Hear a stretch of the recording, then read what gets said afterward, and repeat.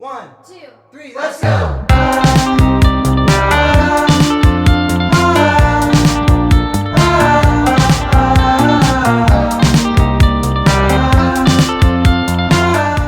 Hi guys, welcome back to my channel. I'm here to update you guys in a lot that has been going on in my life. It's been literally a long time. I don't remember the last time I actually mentioned anything about IVF, or I don't even remember the last video that I made on this channel. Originally, we were starting IVF. We were supposed to start January, the second week of January 2022. Today is March 18th, 2022, so it's been a while. We were supposed to start my injections January 7th, I believe that's a Thursday, to start the injections, and unfortunately I ended up getting COVID. We did everything we were supposed to do. We did not go out. We weren't we were washing our hands, wearing our masks. We were doing everything. But if you don't know, I do have contact with a lot of people. Now, if any of those clients had no symptoms, I could have easily gotten it there.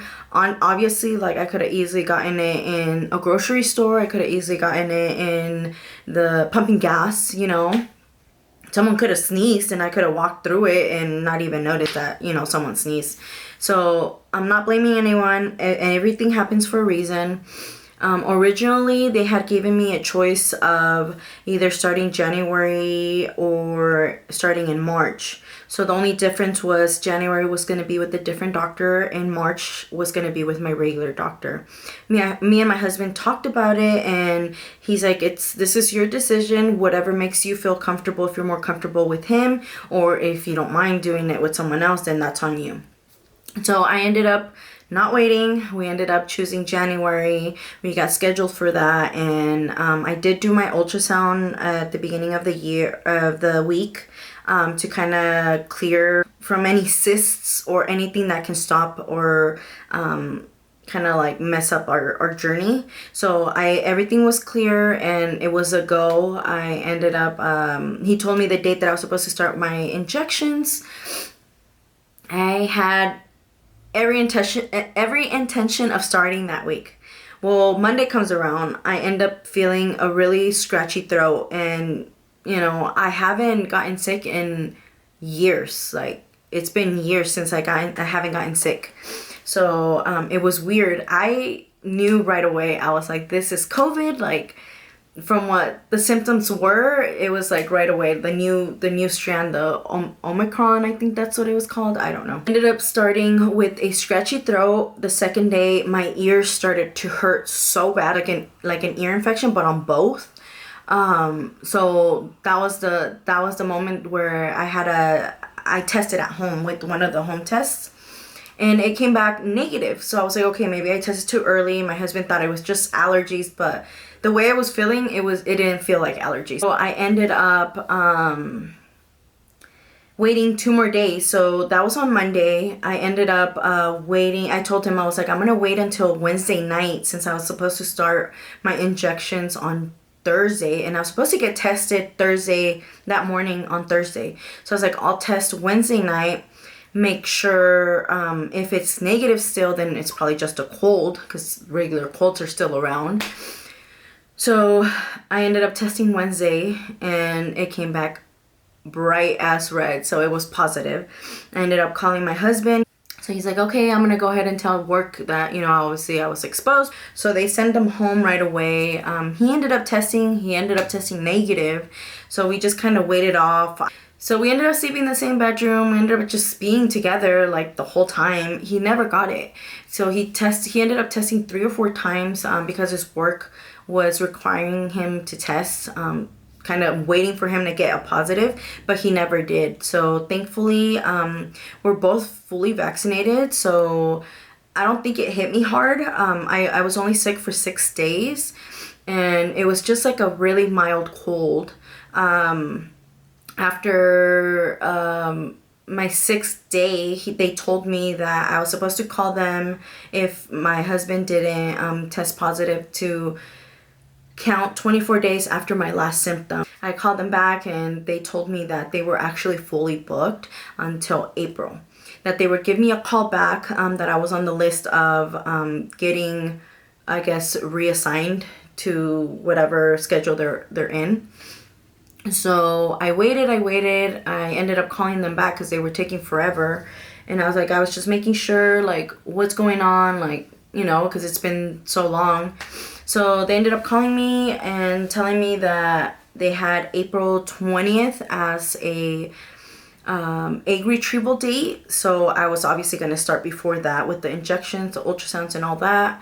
And thankfully we got it set. They sent me my IVF schedule, and I ended up taking Tuesdays and Thursdays off after I got sick, just to kind of start maneuvering my clients around, making sure I wasn't gonna be fully booked. Because I'm the type of person that I hate messing around with people's schedules, especially if they already have something set. My clients set their schedules 3 months in advance, so I had already blocked that time throughout the whole year, Tuesdays and Thursdays. And thankfully, when I got my IVF calendar, most of the appointments I have were early in the morning on a Tuesday or a Thursday. I think I just had to change a Saturday and a Friday, and that's like right before I have my egg retrieval appointment. I am taking that whole week off, just in case I don't feel good. We are doing a frozen transfer, so right after my egg retrieval, I'm gonna have them get genetically tested. So we are paying that extra amount of money to have them genetically tested, to see if any chromosomes are off, anything like that, just to have a clear mind when I'm pregnant and not have to be stressing over any little thing that can go wrong. So I'm hoping everything goes good and I have enough eggs for them to test, and hopefully they also have enough healthy eggs after getting genetically tested. Oh my God. So after they get genetically tested, they are going to be frozen. So my doctor does want me to wait 3 months after the egg retrieval to kind of clear my body from all the medication that I'm going to be on, and kind of like, give it a rest. Because when you go through IVF, your body goes through hormone changes, a whole bunch of other stuff, and mentally, you don't feel like yourself. I've done IVF medication, doing IUIs, so I know they're a little bit better than taking pills, because the pills did affect me a lot emotionally. I did get depressed. We got to one point, and I don't know if I uploaded any videos explaining how I felt, but I did go through a really dark place whenever I was taking that medication. And I did inform my doctor about it, and he said yes. He's like, most of these pills do that, but I'm gonna switch you to the IVF injections just because your body's not responding to the actual medication or the pills. So I ended up doing a few IVF injections, really low units, which didn't work when we were doing IUIs. And at that point, it was just getting too expensive just doing an IUI when I can be investing that money on a 75 to 90% higher chance of me getting pregnant with IVF instead of an IUI, because I believe the IUIs are 15 to 20%, which is not much. We're hoping to start at the beginning of April, my first ultrasound to clear me from any cysts or anything that's going on in in me. My first ultrasound is April 2nd, which I believe is that Tuesday. And we'll go on from there. Hopefully everything's clear, and then he'll give me a date of when to start the injection. So he started me on 2 injections, one in the morning and one in the afternoon, or at nighttime. So I have all my medication already. I've had it since December, I think. If you guys want me to go through prices and how much we're spending, I'm living in the Bay Area right now. So my my doctor's in the Bay Area. So if you are local in the Bay Area and you want to know how much IVF is, let me know in the comments below, and I will post a video on how much we're spending, how much, you know, how much the medicine is. None of this is covered by our insurance. The only thing that was covered by the insurance was us trying the IUIs. So they either give you 2 years of trying IUIs or any medication, like just pills, for 2 years, or 6 IUIs, I believe. After that, if you have to do IVF, that's out of pocket. Ooh, sorry. I just ate and I'm like burping. So IVF is out of pocket, and it is a huge amount of money. It's something that we really want. So there's no price to that at all. So we are going to do genetic testing. I don't know if I talked about that. So we are doing genetic testing. After genetic testing, they are freezing them. They can freeze them up to 6 months.